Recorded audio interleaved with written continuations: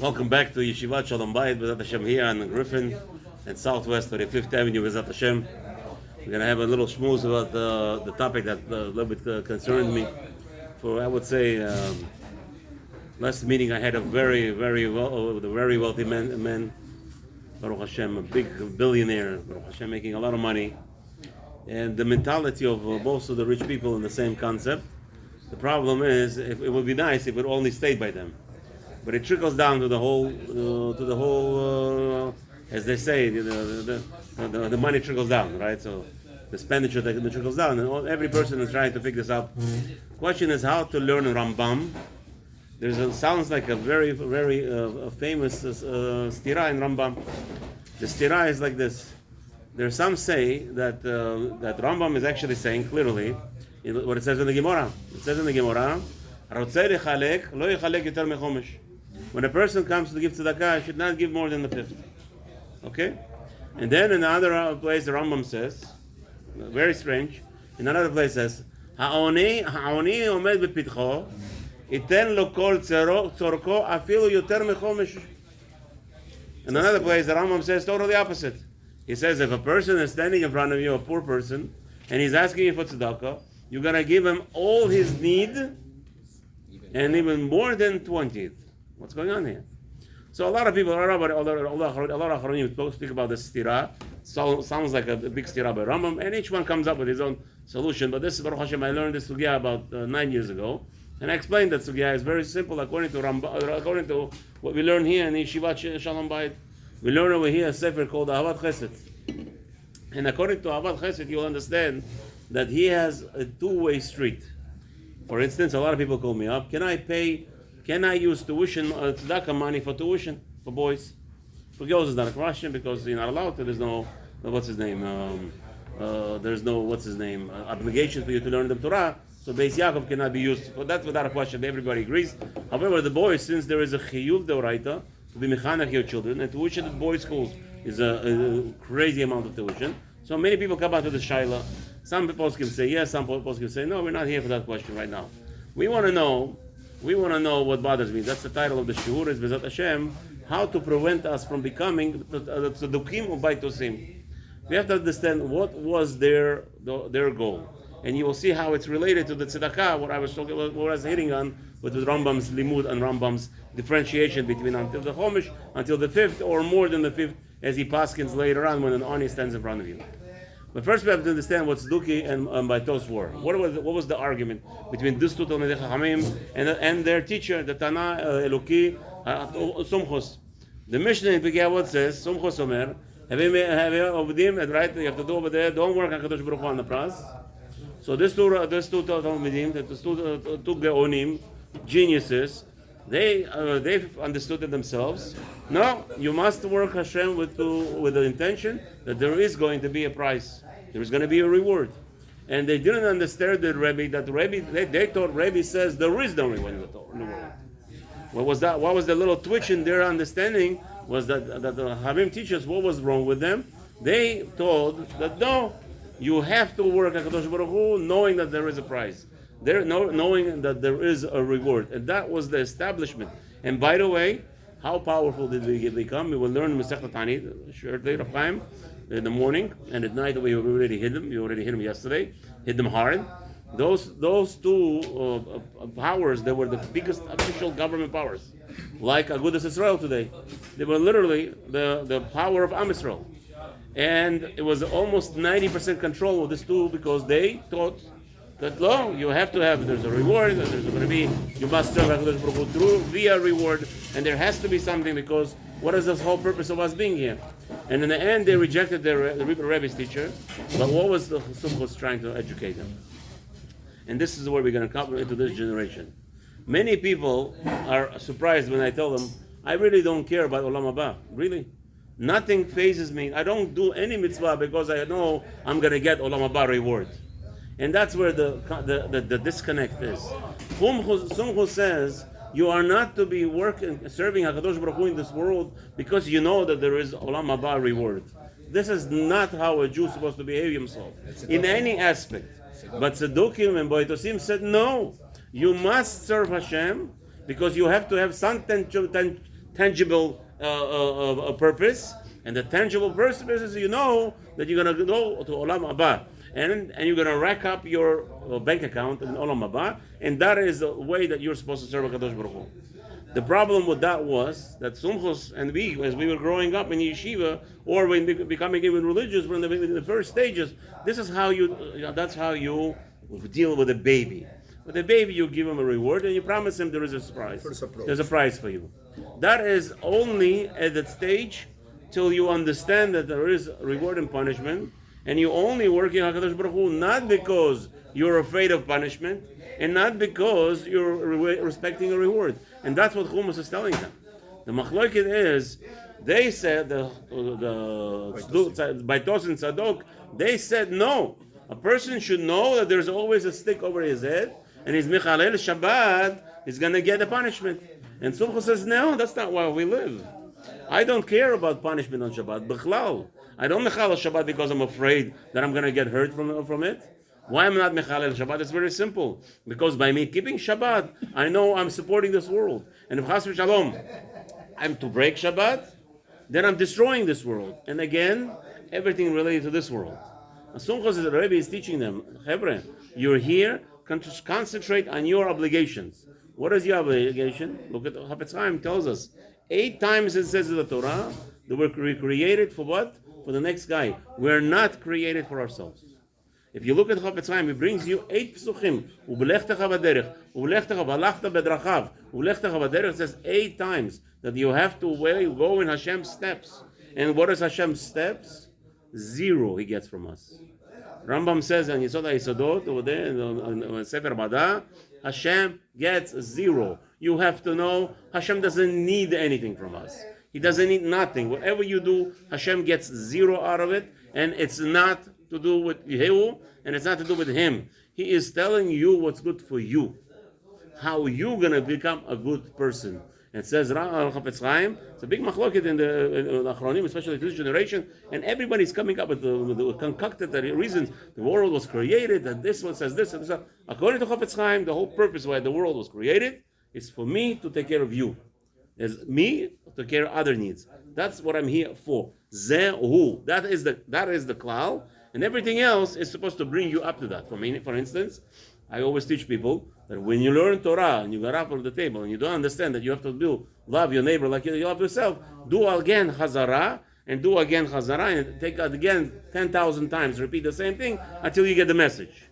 Everything in the Torah is about me caring for other person, and that's where we're going to come. The question is, are we Tzadokim or Baitosim today?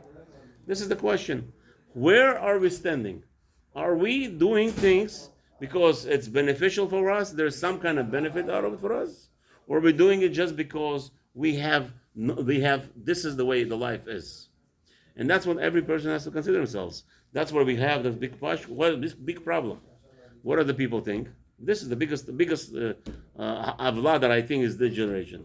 You go to a person and he says, I have $20 in my pocket, right?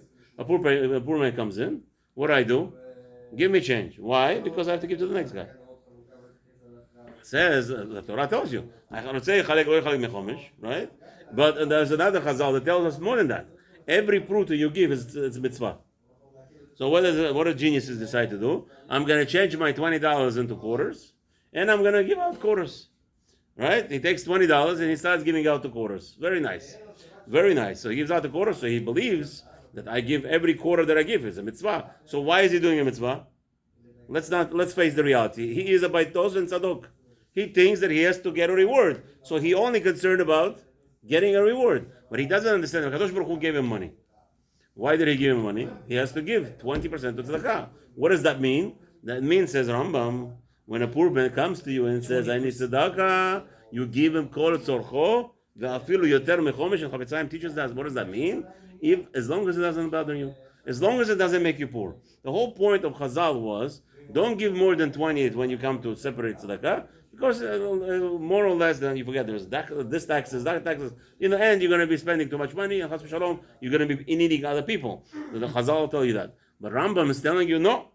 Rambam is saying, when a poor person comes to your hand, he is coming for what? He is coming for your hand. He's coming for a handout. What is he asking for? He is asking what Hashem has installed in you to give it to him.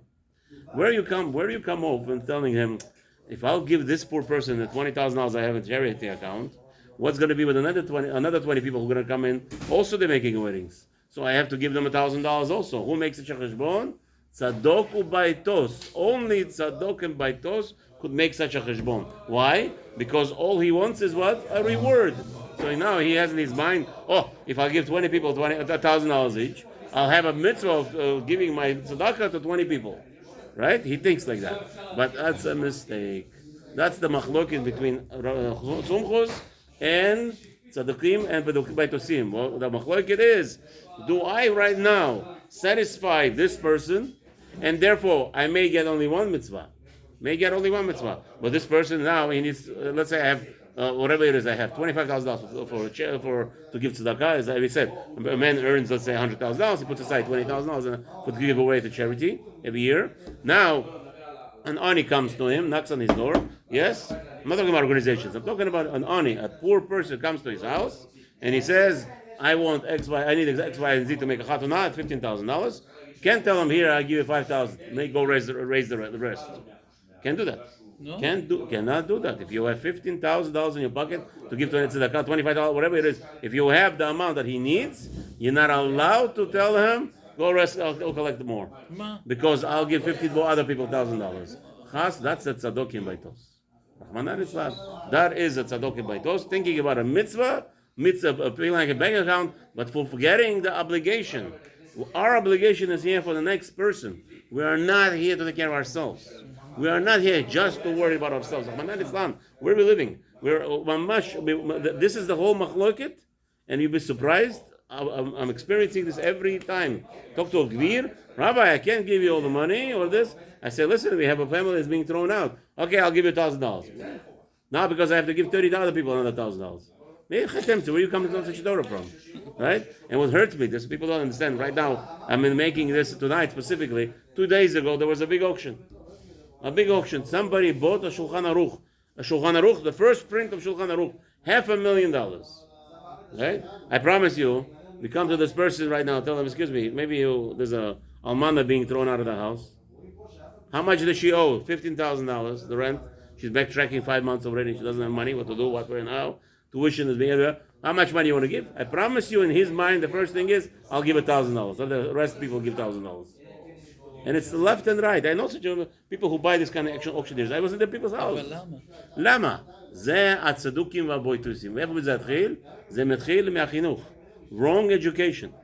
We don't even know what tzaddukim baitosim is. So we think right now there are no more. We are in it. When you see such a horrible thing, people are spending a crazy amount of money on. Why? Because the goyim do. Antiquities, value. There is a value into it. There is no value. I promise you, zero kedusha. A hole in this. This person spent $500,000 on Shulchan Aruch, a book from half a millennium ago, 500 years ago. He gets this much holiness from owning this book. This much. And how much chas v'shalom kidrugim on Am Yisrael? This is what Am Yisrael is busy with now. What antiquities? This is what we need to be busy with instead of mitzvot. And how did we get there? It's because of this policy. And you'll be amazed. This policy. We all have it. We always think about the next. Of course. We all have this. We all thinking about what? I have to give enough. I have $10 in my pocket. A person comes into me. I need charity. I know this is the charity money. I know $10 is not going to make him happy. Take the $10. That's all I have. This is the rule. This is Torah to Imichem. According to Gaon, Allah Shalom, Rabbi, he said, if you have $10 million to give to tzedakah, and you only gave $1 less when you had to give 10 million, said according to the Baba Rebbe, the person dies, he comes to Shamayim, they're going to make an X on his tzedakah giving. What happened here? I was worried about the charity. I was worrying about making collectivity. So I gave to 10 million people instead of one person $1 million, right? So I should have 10 million accounts. No, mister. This is Tzadokim Baitos business. This is Tzadokim Baitos. Split it. Take a look at Chafetz Chaim. He talks about this business. He says, you have $20,000.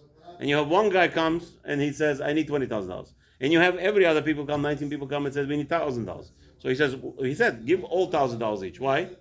Because if you give the one that needs $19,000, it's then you're gonna miss all the others, right? However, there's two rules people forget when they're learning this Chafetz Chaim. First rule, they have to come at once. They have to all come at once. That's first rule. And second rule, the one that's asking for $20,000, he really, he could actually not gonna be mitmotet. It has to be that he's not going to get destroyed. Let's say he needs for the business. He comes first. Chafetz Chaim says if he needs it for his business, and if you don't give him the $20,000 now, he's gonna be mitmotet. He's gonna go down in his erech, and he's gonna be broken or whatever it is. You're not allowed to give the 19. Forget about your mitzvah. Forget about those mitzvah concept. I have to build my bank account. Don't worry about that. That's Kadosh Baruch Hu. The concept, the main point of this drasha right now, this speak is we are not to worry about our olam haba yet.